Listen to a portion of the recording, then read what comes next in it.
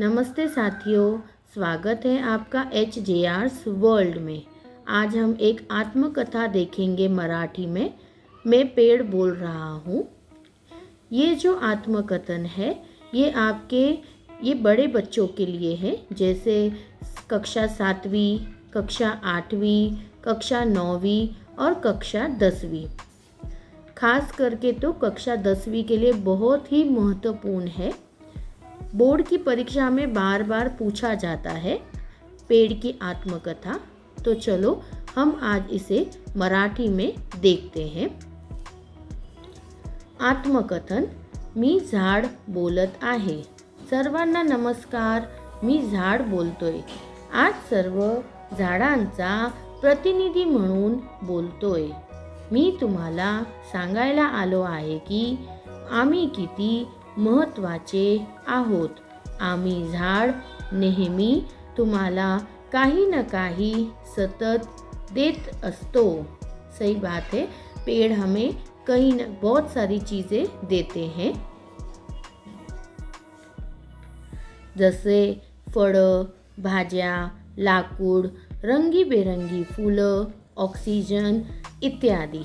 तसेच पाण्याची पातळी खोलवरपर्यंत पोहोचवण्यास मदत करतो। झाडावर खूप काही अवलंबून आहे, जसे पाऊस, वातावरणाचा समतोल राखणे। आम्ही झाडं पाणी शोषून घेतो आणि जमिनीत साचवतो, त्यामुळे वर्षभर पाणी मिळतं। आम्हीच आहोत जे वरुण देवाला आमंत्रण देतो। यहाँ वरुण देव इंद्र भगवान को कहा गया है। त्यामुळे जलचक्र सुरळीत चालते। जलचक्र मीन्स वॉटर सायकल। चांगला पाऊस म्हणजे उत्तम शेती, म्हणजेच उत्तम उत्पादन, म्हणजेच महागाई कमी। गवत, झाडं, झुडपं यामुळे निसर्गाची विविधता जपली जाते। सर्व झाडे ही जणू कल्पतरूच आहे, कारण त्या सर्वांचा सर्वतोपरी वापर हा फक्त मानवासाठीच आहे। तरी देखील तुम्ही आम्हाला दगड मारता, कुऱ्हाडी चालवतात। काय मिळते हे करून? शहरीकरणाच्या नादात तुम्ही आम्हाला पृथ्वीवरून नाहीच तर नाही करणार ना।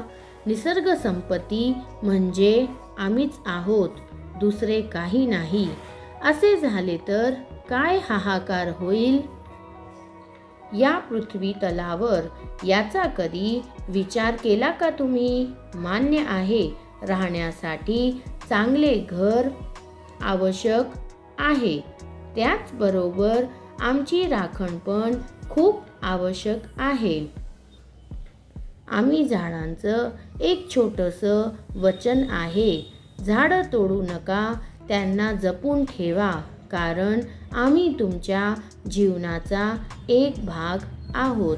धन्यवाद। जर तुम्हाला आवडलं असेल तर please like, share and subscribe करा।